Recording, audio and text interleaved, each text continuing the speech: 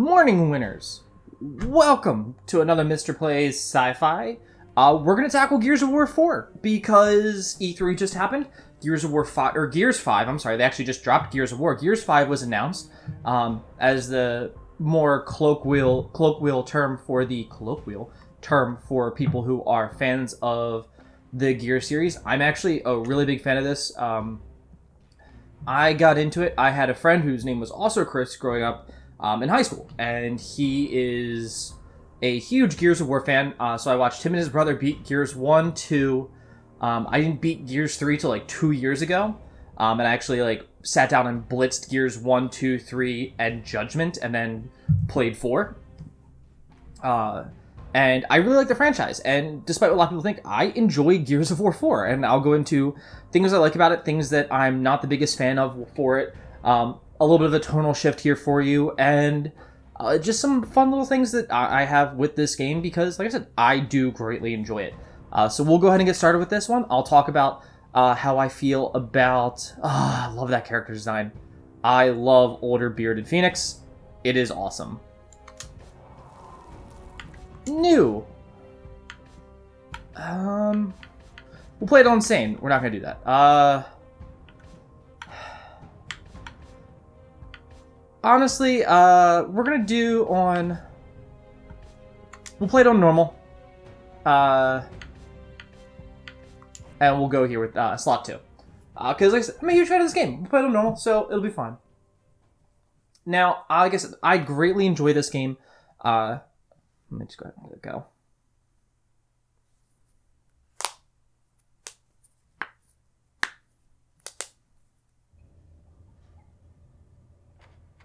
Alright, so one, I love the load scene and transition here, because it sets you up here as like the opening, but you're not really sure what it is.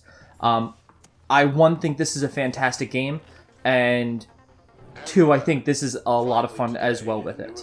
This is going to give us a little bit of a background for it, and I'll talk about what I like and don't like of this one as well, and how this actually feels. We are humbled by the presence of 2 generations of men and women who braved every danger, who fought the battles that made us what we are. Oh, I think he's now General Hoffman. Including the most pivotal encounter of the Pendulum Wars, Ashfo Fields.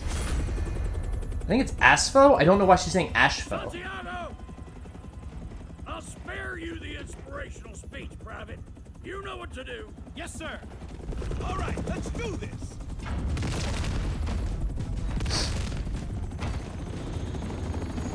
So playing here with Santiago, if you guys watched Nick and I when we're playing through Gears 1, which don't worry, we will be finishing. Nick, if you watch this, you're not getting away from it that easy. But he is supposed to be their commando, which is their special forces, their elite, and that's actually signified by the knife. And I like this because we get to actually just play it as a gear. And I'll talk about why I really like the design of the gears, and just overall in general why I enjoy this about this game. And I actually really like the term gears as soldiers. You know, when I was in the army, like we would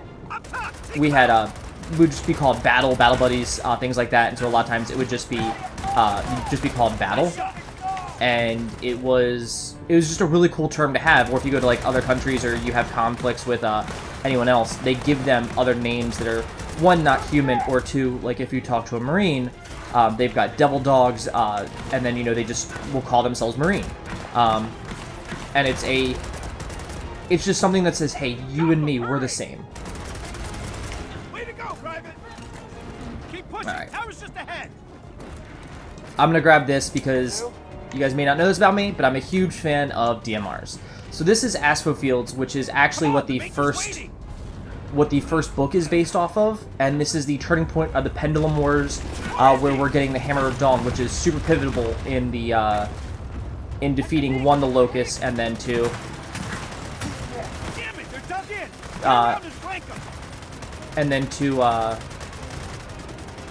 just ending this, which is also what Judgment's about.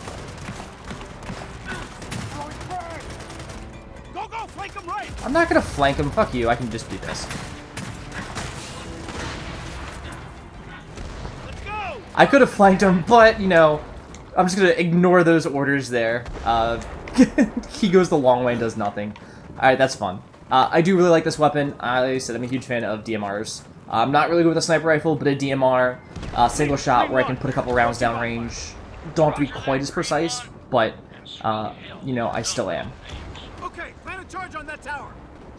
Now, like I said, this is where we're going after the Hammer of Dawn, which is the giant orbital laser that we use, or is used, and is pretty prominent in all of the Gears games, which I realize that you've probably all played. Or, you know, most people will have played and will know about it. So I enjoy this as a good recap, because this game sets up to where it can be a standalone franchise that you don't need to know as much about the original games. And it'll give you new characters, but still bring you into the old ones so that way they feel relevant and don't have to be don't have to be easily as relied upon as much.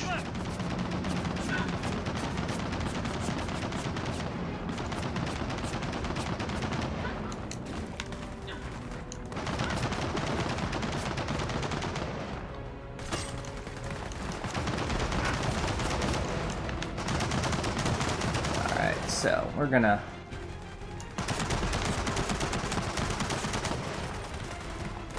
Hey, the Major's counting on us! Get out there! There we go. Sneaks up and around. I do that rather effortlessly.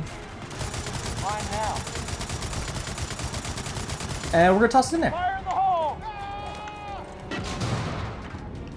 Now, here's the thing about that. Now get through that door! They've actually shown what soldiers like when they do this, and did this in World War II, because that was a very D-Day-esque setting. And in most shooters, I feel like you have to have a beachhead scene.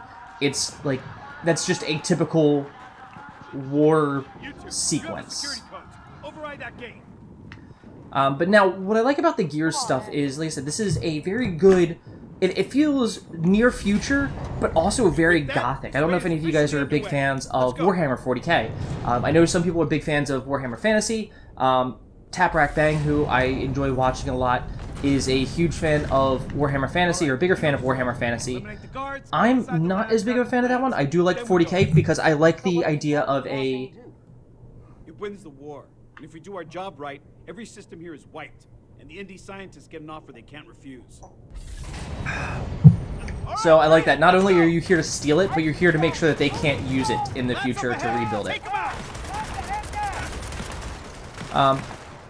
But yeah, so like the armor feels giant and bulky, and they make comments on that. Like a lot of times they're like, "Hey," they make that comment in this game at one point as well. One of the characters is like, doesn't remember being a part of the Gears, and was not really wasn't a soldier previously. Is like, it feels like you're wearing a door. And the old veteran goes, that means it's working. That's what you want it to feel like. It's not meant to be pretty. It's meant to keep you alive. And that's a really good way to think about armor. Like, I don't care if it feels like I'm wearing a door. No one in this is that small. So it's not like we're... it's not a thing of like, oh, you're gonna lose so much mobility. It's a, It's one of those, like, no, it has a job to do. It's gonna... It's going to protect you, and that's what you need it to do. You don't need to be pretty, you don't need it to be this, it needs to be functional. Yes, sir. I'm gonna pop his head real quick. Indy! Coming from the lab! And now what I like about this game is the active reload system, which I know Nick could never figure out. So what it is if I stop it right there on that bar, you'll notice that my bullets are now, like, blinking. And what that does is it actually gives them a power boost for the ones that I'm using, and that's why I'm pretty big about hitting my active reload. Oh, bitch, get here. Don't want to shoot that because that would blow me up. Yeah, so that's what I like about this. It feels good in this game to go through and play this, and I like the fact that it gives me this recap in the beginning. But yeah, no, if you look at that, like, that looks... These indie scientists aren't too eager to meet us. Bruce! Oh, it's a jack! And it has the original gear symbol there, which is just the cog. It's the actual gear and then the skull in it. And then they've updated to show that everything is a little bit more united and is newer after the war. And we'll show you that one, and they make reference to that as well. And I think it lends itself well to give you some tropes of grizzled old veteran versus the new young bucks that are coming into it.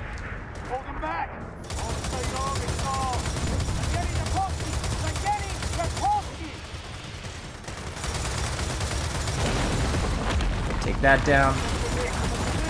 Take that guy down. They're coming in on the right side. Hold your position. And one of the things, like, this weapon is obviously an anti-air weapon, but I like the fact that it also feels like it could be, like, that their armor might be able to take one of these two. Like, it might punch him or knock him over, but it's also like, okay, this thing is actually doing a massive amount of damage as you watch people, like, get blown apart.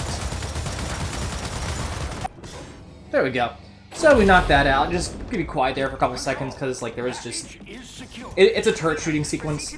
And they also, of course, do the red versus blue thing where it's like, hey, anyone who's glowing blue is friendly, anyone who's glowing red is an enemy. To the beach! Go, go, go! Now, this is also where you learn about Marcus in the book. It focuses on Marcus, and they have his Dominic's brother, or Dom's brother, who actually dies at the end of during the Astro Fields thing, and it kind of lends you to them growing up. It explains to you more of that backstory. The books to me were a very, very fluff read, but they were fantastic. Now, COG is Coalition of Gears, which is where, like, the term gears comes from.